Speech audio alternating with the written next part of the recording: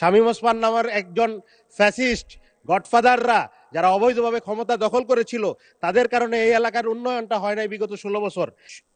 স্বরাষ্ট্রমন্ত্রী বলেছিলেন যে ঈদের পরে, আমরা কোন ঈদের পরে এটা একটু জানতে চাই মাননীয় স্পিকার। একটু সংশয় প্রকাশ করতেছি, আমি স্বরাষ্ট্রমন্ত্রী মহোদয়কে পাবো কিনা।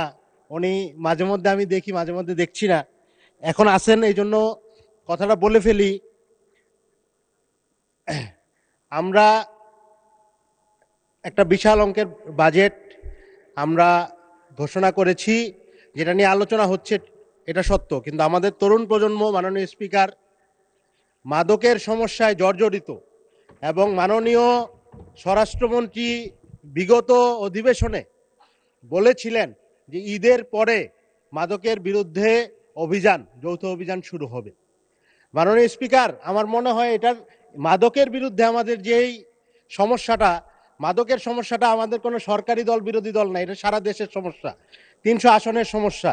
এবং আমার কাছে মনে হয় যে আমাদের এই মাদকের সমস্যাটা ওয়ান কাইন্ড অফ কি আমাদের সো কল্ড প্রতিবেশী রাষ্ট্রের মাদকের এক ধরনের আরোপিত মাদকের যুদ্ধ কিনা, যেই রকম যুদ্ধের কথা আমরা পড়েছি আফিমের যুদ্ধের সময়, ওই রকম একটা মাদকের যুদ্ধ কিনা, যে চাপিয়ে দেওয়া যুদ্ধ, যে আমাদের ইয়াং জেনারেশনকে মাদকে বুথ করে এই দেশের মার্কেটকে দখল করার একটা যুদ্ধ কিনা, এটাও বিবেচনা করার সময় এসেছে।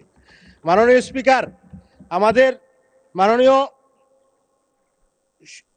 স্বরাষ্ট্রমন্ত্রী বলেছিলেন যে ঈদের পরে, আমরা কোন ঈদের পরে এটা একটু জানতে চাই মাননীয় স্পিকার। কারণ মাদকের বিরুদ্ধে যেই যৌথ অভিযান, এটা যদি আমরা না করতে পারি, আমাদের ইয়াং জেনারেশনকে যদি আমরা ইনভলভ না করতে পারি, আমাদের কর্মক্ষমতা যদি কাজে না লাগাতে পারি, তাহলে আমাদের অনেক পরিকল্পনা আসলে ভেস্তে যাবে, আমরা দেশটাকে সামনের দিকে আগাতে পারবো না মনে হয়। একটু বাজেটের দিকে যদি ঢুকি, তাহলে মাননীয় স্পিকার, আমার মনে হয় এই বাজেটের মাধ্যমে মধ্যবিত্ত একটা চাপে পড়বে। এখানে টার্নওভার ট্যাক্সের কথা বলা হয়েছে মাননীয় স্পিকার, যেটা হচ্ছে লভ্যাংশের উপরে না, সেটা হচ্ছে মোট আয়ের উপরে। মাননীয় স্পিকার, এখানে আমাদের ইয়াং জেনারেশনের যারা উদ্যোক্তা আছে, তারা যদি 1% টার্নওভার ট্যাক্স দিয়ে ব্যবসা শুরু করতে হয়, তাহলে তারা আসলে হতাশই হবে, কারণ বাংলাদেশের ব্যবসার যে পরিস্থিতি। মাননীয় স্পিকার, মধ্যবিত্তের আরেকটা প্রেশার, যারা এই বাজেটে বলেছেন, একজন আমাদের মাননীয় সংসদ সদস্য, যার 35,000 টাকা মাসিক ইনকাম, তার আয়কর বৃদ্ধি করা হয়েছে 48%, আর যার 2 লাখ টাকা মাসিক ইনকাম, তার আয়কর বৃদ্ধি হয়েছে মাত্র 9%। এই ধরনের বৈষম্য মাননীয় স্পিকার থাকা উচিত না। বাজেটে আয়করটা যারা উচ্চবিত্ত তাদের দিকে গিয়ে নিম্নবিত্ত যারা হচ্ছে মৌলিক চাহিদা পূরণ করতে হিমশিম খান, তাদের দিকে আমাদের আলাদা প্রণোদনা থাকা উচিত। আমরা সামাজিক সুরক্ষার কথা বলি মাননীয় স্পিকার, আমার এলাকার একটা রিক্সাওয়ালা যখন ক্ষুধার্ত হয়, তার মৌলিক চাহিদা পূরণ করতে না পারলে একটা 10 টাকার এনার্জি বিস্কুট কিনে খায়, ওইটা তার যেই ট্যাক্স, অন্য একটা ব্যবসায়ীর জন্য সেম ট্যাক্স। মাননীয় স্পিকার, এইখানে যে সামাজিক সুরক্ষা, কারো মৌলিক চাহিদা এবং কারো জন্য সেটা হচ্ছে একটা নাস্তার আইটেম, দুইটা জিনিসের যে পার্থক্য আছে, এই পার্থক্যটা আমাদের বুঝতে হবে মাননীয় স্পিকার। সেই সাথে আমরা আরো কিছু ব্যাপারে যদি আমরা কথা বলতে চাই, যে বাংলাদেশে কিন্তু 2026 সালের নভেম্বরে এলডিসি উত্তরণের কথা। এলডিসি উত্তরণ যদি হয়, তাহলে বাংলাদেশে আমরা শুল্ক মুক্ত যেই সুবিধাগুলো পাই, সেই সুবিধাগুলো কমতে থাকবে, যার ফলে আমাদের ব্যবসায়ীদের ওপর একটা প্রেশার পড়বে। এই ব্যবসায়ীদের প্রেশার পড়বে, আমরা জানি আমাদের গার্মেন্টস ইন্ডাস্ট্রি হচ্ছে বিগেস্ট ইন্ডাস্ট্রি এবং রপ্তানি আয়ের প্রধান মাধ্যম।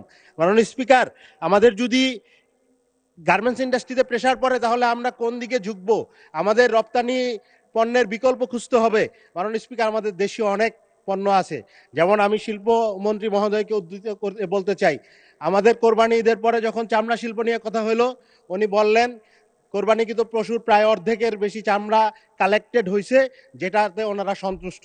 কিন্তু মাননীয় স্পিকার, আমি যদি বলি যে এই বছরও আমাদের এই অর্থ বছরেও প্রায় 2,000 কোটি টাকার উপরে চামড়া আমদানি করা হয়েছে, অথচ বাংলাদেশের মানুষ চামড়া খালে ফেলে দিতে হচ্ছে। এই যে মেকানিজম মিসম্যানেজমেন্ট, এইটার সমাধান কি মাননীয় স্পিকার? আমি ডলার ক্রয় করে, ডলার ব্যয় করে আমি চামড়া আমদানি করব, আর আমার দেশের চামড়া আমি খালে ফেলে দিব। এই মিসম্যানেজমেন্ট থেকে বের হওয়ার জন্য আমার মেকানিজম দরকার। মাননীয় স্পিকার, আমি অনুরোধ করব, আমাকে এলাকার জন্য কিছু বলার জন্য আমাকে একটু যদি সময় বাড়িয়ে দেন। আপনাকে সময় বাড়িয়ে দিলাম 2 মিনিট। ধন্যবাদ মাননীয় স্পিকার। আপনি মাদকের বিরুদ্ধে যুদ্ধ করতে চান, আমাদের স্বরাষ্ট্রমন্ত্রী নিজেও কিন্তু মাদকের বিরুদ্ধে যুদ্ধ ঘোষণা করেছেন এবং সমস্ত সংসদ সদস্যরা মাদকের বিরুদ্ধে। আপনি যেহেতু মাদকের বিরুদ্ধে যুদ্ধ করতে চান, এই জন্য আপনার সময় আরও 2 মিনিট বাড়িয়ে দেওয়া হলো। ধন্যবাদ মাননীয় স্পিকার। মাননীয় স্পিকার, আমার এলাকা নিয়ে যদি আমি কিছু বলি, নারায়ণগঞ্জ জেলা বাংলাদেশের হায়েস্ট ট্যাক্স পেইং এবং হায়েস্ট বাংলাদেশকে রাজস্ব সার্ভিস দেওয়া জেলাগুলোর একটা, কিন্তু নারায়ণগঞ্জ জেলা দুঃখজনকভাবে এ গ্রেড জেলা হইতে পারে না মাননীয় স্পিকার। এটাকে অবিলম্বে যাতে এ গ্রেড জেলায় উন্নত করা যায় এই ব্যাপারে সহায়তা কামনা করছি। মাননীয় স্পিকার, আমার আসনটি নারায়ণগঞ্জ 4 আসন, জলাবদ্ধতায় নিমজ্জিত। শামীম ওসমান নামের একজন ফ্যাসিস্ট গডফাদাররা যারা অবৈধভাবে ক্ষমতা দখল করেছিল, তাদের কারণে এই এলাকার উন্নয়নটা হয় নাই বিগত 16 বছর।